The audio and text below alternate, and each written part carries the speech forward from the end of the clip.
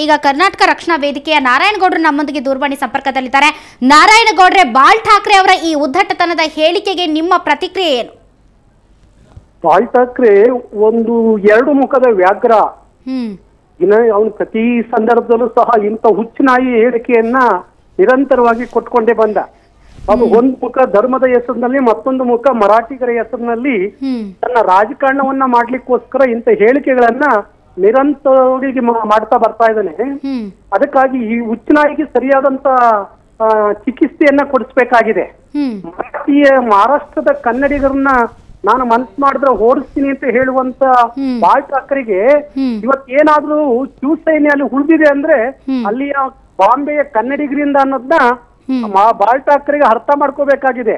ಇವತ್ತು ಹುಟ್ಟು ಭಾರತೀಯರು ಹೊದಿಲಿಕ್ಕೆ ತಯಾರಿದ್ದಾರೆ. ಬಾಳ್ ಠಾಕ್ರೆಗೆ ಕನ್ನಡಿಗರನ್ನ ಕೆಣಕಿರೆ ಇವತ್ತೇನು ಕಂಬಾರು ಬಗ್ಗೆ ಸೊಂಟ ಮುರಿಯಂಗ ಹೊಡೀರಿ ಅಂತ ಹೇಳಿದನಲ್ಲ, ಅಲ್ಲಿರುವ ಕನ್ನಡಿಗರೇ ಬಾಳ್ ಠಾಕ್ರೆಯ ಸೊಂಟ ಮುರಿಯುವ ತಾಕತ್ತು ಮುಂಬೈಲಿರುವಂತ ಕನ್ನಡಿಗರಿಗೆ ಬಂದಿದೆ.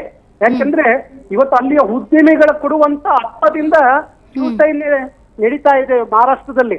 ಅದನ್ನ ಅರ್ಥ ಮಾಡಿಕೊಂಡು ಸರಿಯಾಗಿ ತನ್ನ ವಯಸ್ಸು ತಕ್ಕನಾಗಿ ಮಾತಾಡುವಂತದ್ನ ಕಲಿಬೇಕಾಗಿತ್ತು. ಒಬ್ಬ ರಾಷ್ಟ್ರ ಮಟ್ಟದಲ್ಲಿ ಒಬ್ಬ ನಾಯಕ ಅಂತ ಹೇಳ್ಕೊಳ್ಳುವಂತ ಈ ವ್ಯಾಘ್ರ ಈಗಾದ್ರೂ ಬುದ್ಧಿ ಕಲಿಲ್ಲ ಅಂದ್ರೆ ಮುಂಬೈಲಿರುವಂತ ಕನ್ನಡಿಗರೇ ಹುಚ್ಚುನಾಯಿಯಾಗಿ ಹಟ್ಟಿಸ್ಕೊಂಡು ಹೊಡೆಯುವಂತ ದಿನ ಬಂದ್ರೆ ಆಶ್ಚರ್ಯ ಪಡ್ಬೇಕಾಗಿಲ್ಲ. ಯಾಕಂದ್ರೆ ಇವತ್ತು ಉತ್ತರ ಭಾರತೀಯವ್ರನ್ನ ಆ ಕೆಲಸಕ್ಕೆ ನಿಂತಿದ್ದಾರೆ ಉತ್ತರ ಭಾರತೀಯರು.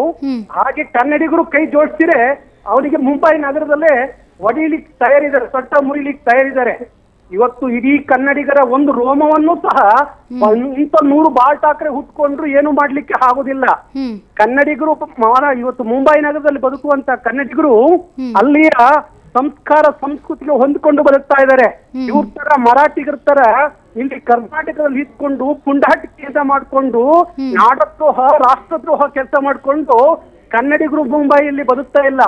ಹೇಳ್ಬೇಕಾದ್ದು ಈ ಬಾಳ್ ಠಾಕ್ರೆ ಹೇಳ್ಬೇಕಾದ್ದು ಇಲ್ಲಿಯ ಮರಾಠಿ ಪುಂಡ್ರಿಗೆ ಹೇಳ್ಬೇಕು ಹೊರತು, MES ಪುಂಡ್ರಿಗೆ ಹೇಳ್ಬೇಕು ಹೊರತು ಕನ್ನಡಿಗರಿಗೆ ಹೇಳೋದಲ್ಲ.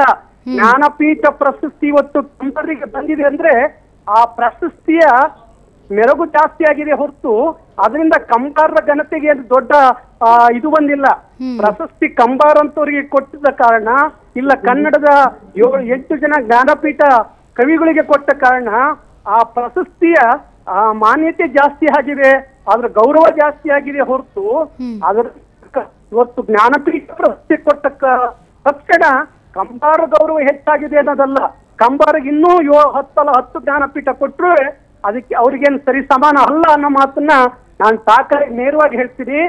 ಕನ್ನಡಿಗರು ರಚ್ಚಿಗೆದ್ದು ಹುಚ್ಚುನಾಯಿಯಂಗೆ ಬಾಳ್ ಠಾಕ್ರೆ ಬರೆಯೋಕ್ಕಿಂತ ಮುಂಚೆ ಬಾಳ್ ಠಾಕ್ರೆ ಮುದಿ ಸಿಂಹ ಅಂತ ಈಗ ಕರೀತಾ ಇದ್ದಾರೆ. ಆ ಮುದಿ ಸಿಂಹ ಗೌರವದಿಂದ ಇದ್ರೆ ಅವನೊಂದಷ್ಟು ಕಾಲ ಉಳಿಬಹುದು. ಇಲ್ಲಾಂದ್ರೆ ಉತ್ತರ ಭಾರತೀಯರು ಕನ್ನಡಿಗರು ಅಲ್ಲಿ ಮುಂಬೈ ನಗರದಲ್ಲಿ ಅವನು ಸೊಂಟ ಮುರಿತಾರೆ ಸದ್ಯದಲ್ಲಿ ಅನ್ನೋ ಎಚ್ಚರಿಕೆಯನ್ನ ನಾವು ಹೇಳ್ಬೇಕಾಗತ್ತೆ.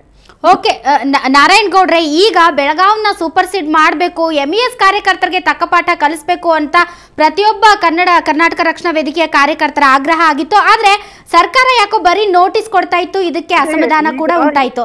ಈಗ ಬಾಳ್ ಠಾಕ್ರೆ ಅವರು ಈ ರೀತಿಯ ಹೇಳಿಕೆ ಕೊಡ್ತಾ ಇದ್ದಾರೆ. ಈ ಸಂದರ್ಭದಲ್ಲಿ ಅಗತ್ಯವಾಗಿ ಆಗ್ಬೇಕಾಗಿರೋದು ಏನು ಅಂತ ಅನ್ಸುತ್ತೆ ನಿಮ್ಗೆ? ಇವರು ಇವತ್ತು ಕರ್ನಾಟಕ ಸರ್ಕಾರದ ಜನ ಗಂಡಸರಾಗ್ಬೇಕಷ್ಟೇ. ಪ್ರತಿಯೊಬ್ಬ ಕನ್ನಡಿಗನ ರಕ್ತ ಕುದೀತಾ ಇದೆ ಈ ಸಂದರ್ಭ. ಆದ್ರೆ ಈ ರಾಜಕಾರಣ ಮಾಡುವಂತ ಸರ್ಕಾರ ನಡೆಸುವಂತ ಕನ್ನಡಿಗರ ರಕ್ತ ಯಾಕೆ ಕುದಿತಾ ಇಲ್ಲ ಅಂತ ಅರ್ಥ ಆಗ್ತಾ ಇಲ್ಲ. ಇವ್ರು ಕೇವಲ ವೋಟ್ ಬ್ಯಾಂಕ್ ರಾಜಕಾರಣಕ್ಕೋಸ್ಕರ ಇಷ್ಟೆಲ್ಲ ಕನ್ನಡಿಗರನ್ನ ಅವಮಾನ ಮಾಡಿದ್ರು ಸಹಿಸ್ಕೊಂಡಿದ್ದಾರೆ ಅಂದ್ರೆ ಇವ್ರು ಎಂತ ಕೆಟ್ಟ ರಾಜಕಾರಣವನ್ನ ಈ ರಾಜ್ಯದಲ್ಲಿ ಮಾಡ್ತಾ ಇದ್ದಾರೆ. ಇವ್ರಿಗೆ ಈಗಾದ್ರೂ ಮಾನ ಮರ್ಯಾದೆ ಇದ್ರೆ ತಕ್ಷಣ ಮುಲಾಜಿಲ್ದಂಗೆ ಅದನ್ನ ಬೆಳಗಾವಿ ಮಹಾನಗರ ಪಾಲಿಕೆಯನ್ನ ವಿಸರ್ಜನೆಗೊಳಿಸ್ಬೇಕು. ಆ ನಾಡದ್ರೋಹಿಗಳ ಬಂಧಿಸಿ ಮುಲಾಜಿಂದಲೇ ಜೈಲು ಕಳಿಸ್ಬೇಕು. ಯಾವ ಬಾಂಬೆಲಿರುವಂತ ಕನ್ನಡಿಗರನ್ನ ಏನೂ ಮಾಡಕ್ಕಾಗಲ್ಲ. ಯಾಕಂದ್ರೆ ಶಿವಸೇನೆಗಿಂತ ಅಲ್ಲಿಯ ಉದ್ಯಮಿಗಳು, ಅಲ್ಲಿಯ ಕನ್ನಡಿಗರು ಚೆನ್ನಾಗಿ ಗಟ್ಟಿಯಾಗಿದ್ದಾರೆ.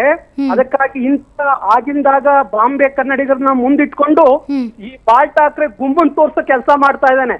ಹಾಗಾಗಿ ಈ ಗುಮ್ಮ ಏನ್ ಮಾಡುತ್ತೆ ಅನ್ನೋದು ಗೊತ್ತಿದೆ ಅವನಿಗೆ. ಹಾಗಾಗಿ ನಾವ್ ಹೇಳ್ತಾ ಇದೀವಿ, ಸರ್ಕಾರ ನಿಜವಾದ ಕಳಕಳಿ ನಾಡ ಬಗ್ಗೆ ನುಡಿ ಬಗ್ಗೆ ಇದ್ರೆ ಸರಿಯಾದಂತ ತೀರ್ಮಾನ ತಗೊಂಡು ಕನ್ನಡಿಗರು ಅಂದ್ರೆ ಏನು ಅಂತ ಹೇಳಿ ತೋರಿಸುವಂತ ಕೆಲಸ ಮಾಡಬೇಕಾಗಿದೆ. ಓಕೆ, ಧನ್ಯವಾದ ನಾರಾಯಣಗೌಡ್ರೆ, ಇಷ್ಟೊತ್ತು ಸುವರ್ಣ ನ್ಯೂಸ್ ನೊಂದಿಗೆ ಮಾತನಾಡಿ